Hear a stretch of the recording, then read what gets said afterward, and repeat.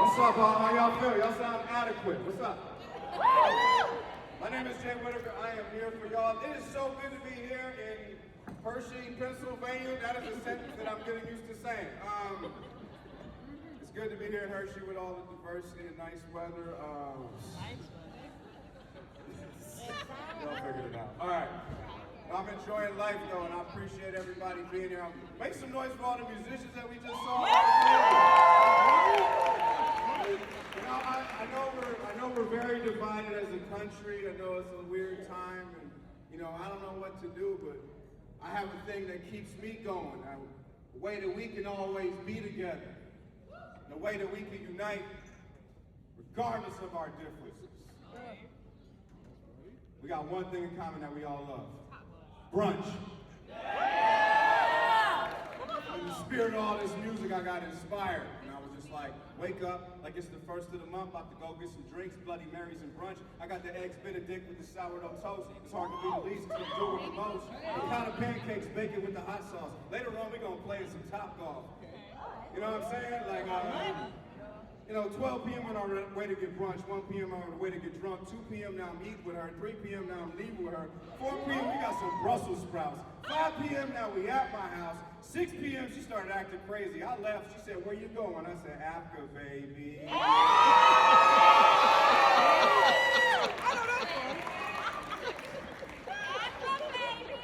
I recently did something great for my community. I moved out of it. I was living just outside of D.C. in Northern Virginia. And then I moved back home to California. I'm originally from L.A. Make some noise. All right, there we go. That's right.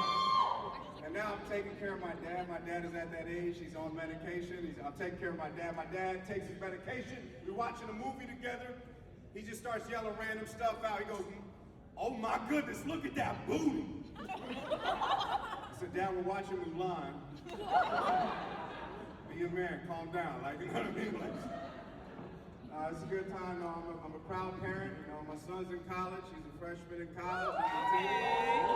Right. I went back to school, so now we're both in college. This is crazy.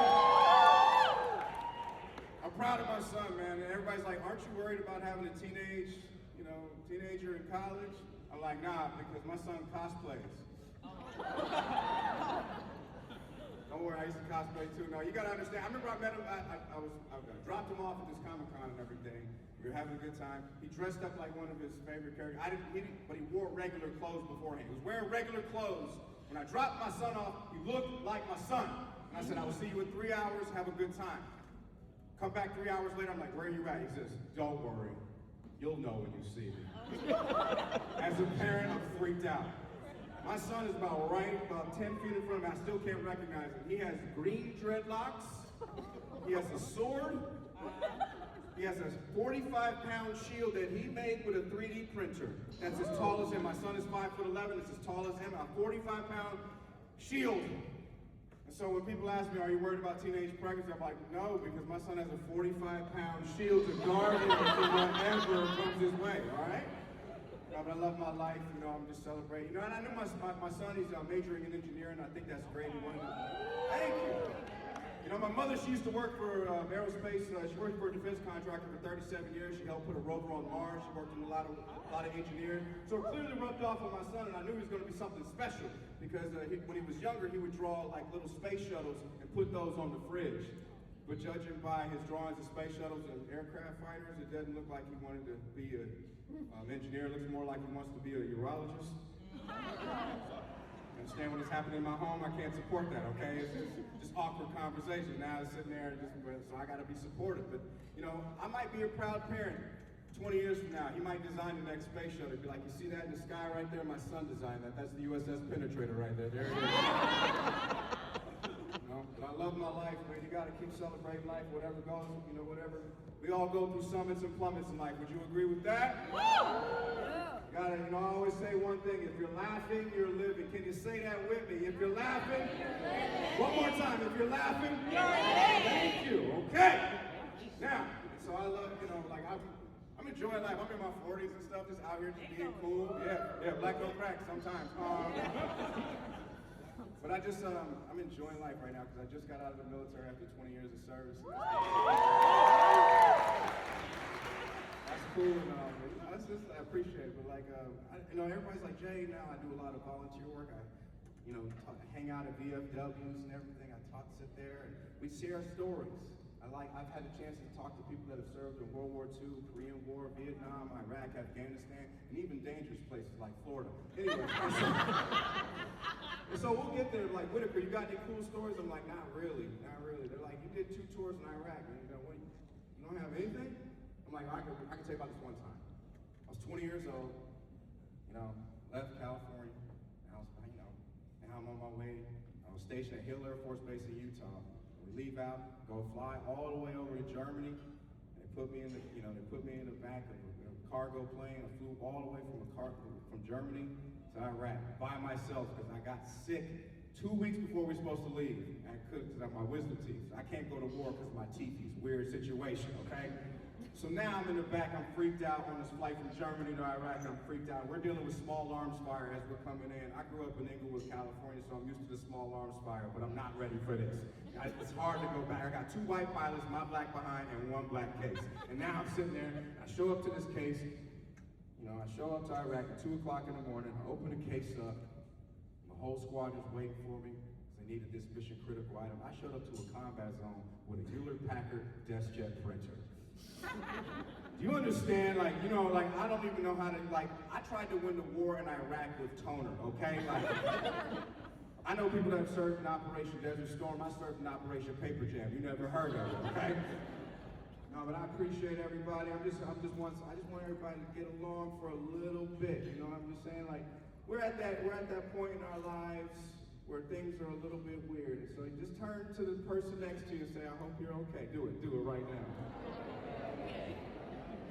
That's adorable. Some of y'all are talking too much. Now y'all are asking a lot more questions. It's weird for everybody involved. But I will say this. All right, I got to get out of here in a little bit. I want to ask y'all something real quick. I'll let y'all choose how I close my joke. I'll let y'all choose. Y'all want to hear a cool story about R&B music? Or you want to hear a cool story about racism? Racism. Guess what? It's both. Buckle up. All right. So I used to live in a place called Boston, Massachusetts. Y'all ever heard of it? I like how I start off with racism, like, yeah! So I used to live in a small town called Plymouth, Massachusetts. Clap if you ever heard of Plymouth, Massachusetts. Love it. So home of Plymouth Rock. We were all taught in school that Plymouth Rock was as big as this showroom. Guess what? It's not. It will fit on this stool right here, or it'll fit on this monitor right here. It's not a real attraction. A real attraction is the park bench that's 30 feet away because you get to sit there and watch people come from all over the world and be disappointed in real time. I love it. And I'll never forget. So this one dude, me and my son. This was our first day in Massachusetts. Me and my son. We had a little dog named Wilson. A little Chiweenie situation. If you don't know what a Chiweenie is, it's a Chihuahua and a Dachshund. Are we clear? Okay. So we're on our way to see this stupid rock. And next thing you know, I see 2 white dudes in a Ford Thunderbird pull up on me from Massachusetts. One yells out the passenger side window, "You're as black as your dog," and proceeded to call me, my son, and my black dog racial slurs. First day in Massachusetts, everybody relax, comedy show, not a TED Talk happened to me, not you. It's all good, everything's great. You're laughing, you're living, right? My son yells back, "Could you wait a week? We just moved here, wait till we get acclimated, please." Everybody relax, that's hilarious, okay? I high five him, I'm like, "Yo, are you all right?" He goes, "Yeah, I'm all right." He looks at me and says, "Pop, are you okay?" I said, "Yeah. If anything, I feel sorry for him." He's like, "Why do you feel sorry for him?" I'm like, "Well, son, you're a little bit too old, or excuse me, you're a little bit too young to understand this, but you have to understand that gentleman was hanging out the passenger side of his best friend's ride while he was trying to holler at me. Deep down inside, he's a creep, a scrub, and feels so damn unpretty because I'm crazy, sexy, cool, and maybe, just maybe, he needs a little bit more TLC.